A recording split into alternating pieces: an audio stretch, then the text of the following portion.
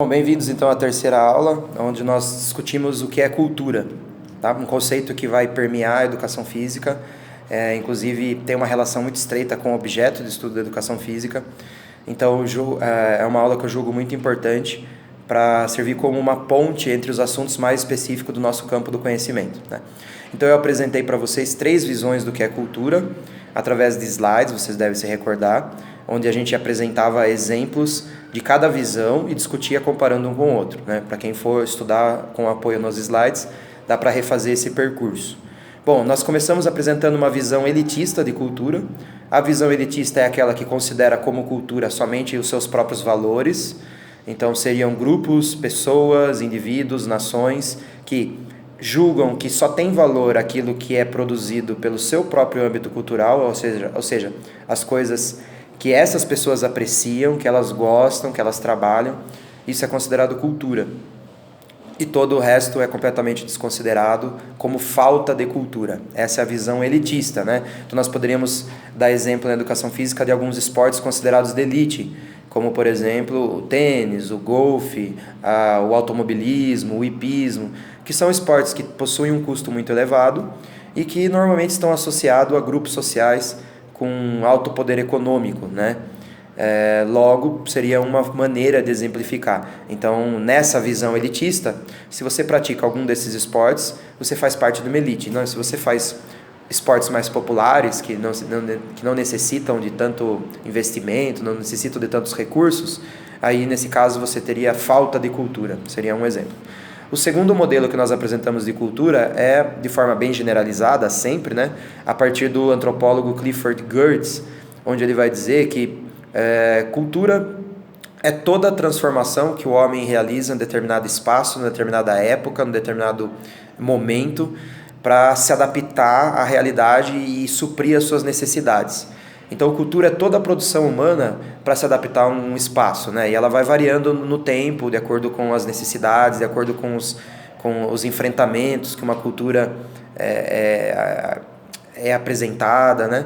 Então, logo, nessa visão antropológica, é claro que eu não quero aqui reduzir, né, dizer que toda antropologia concebe essa mesma visão de cultura, né? A antropologia é um campo de conhecimento muito vasto. Mas, de uma maneira geral, os antropólogos foram aqueles que primeiro valorizaram culturas exteriores à visão eurocêntrica, né? A visão da Europa, que é onde surge a filosofia moderna e, por consequência, a ciência moderna. Então, os antropólogos, mesmo sendo filhos de uma ciência moderna, foram aqueles que valorizaram outras culturas, né? Que foram a campo para registrar, vivenciar, compreender melhor outras formas culturais. Então, nessa visão antropológica, a cultura é imensurável, você não tem como medir o valor de cada cultura, e ela também é incomparável. Então, não dá para dizer uma cultura é melhor que a outra. Trazendo para a educação física, a gente não poderia dizer que o futebol possui uma cultura pior do que a cultura do hipismo, por exemplo, né? São culturas completamente distintas, são respostas que os públicos criaram para o seu divertimento, para o seu lazer, para a sua prática esportiva, de formas distintas, né? E apesar dessa mesma raiz lá, moderna, como esporte inglês, eles apresentam hoje utilizações que variam muito no local, no país, né, no campeonato, nas pessoas que estão envolvidas nesse processo. Então essa é a segunda visão, a visão antropológica de cultura. O que nos leva à terceira visão, né, a visão dos estudos culturais.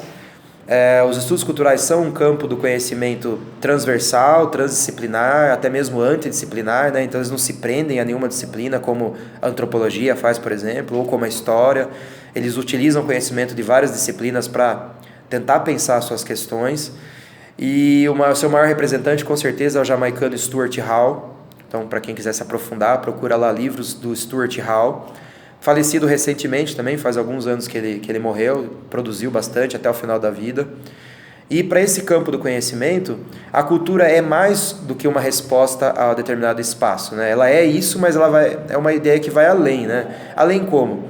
Para Stuart Hall e seus intelectuais dos estudos culturais, os determinados grupos, os mais variados grupos humanos, disputam o espaço.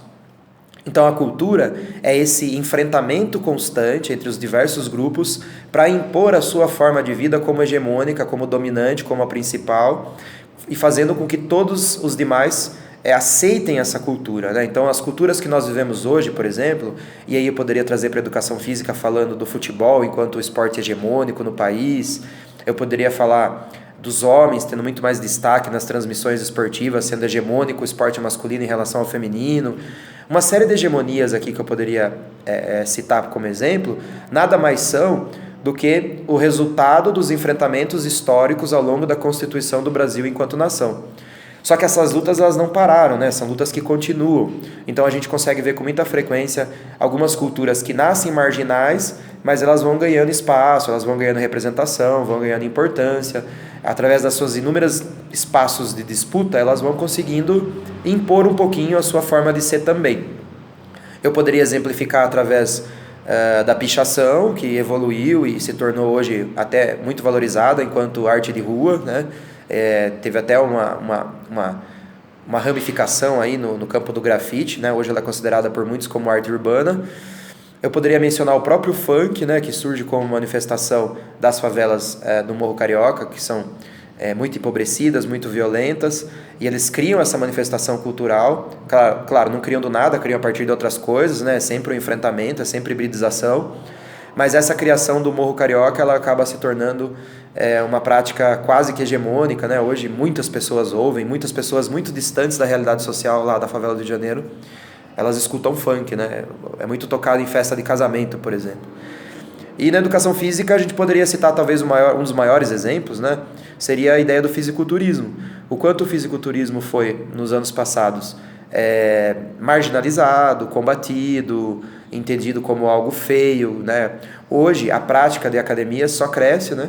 O corpo eleito pelo fisiculturismo como ideal hoje é padrão para muita gente. No campo da educação física é uma referência muito forte. Então é fruto dessa transformação cultural, como aponta os estudos culturais do sociólogo e pensador Stuart Hall. E esse é o fim da aula 3.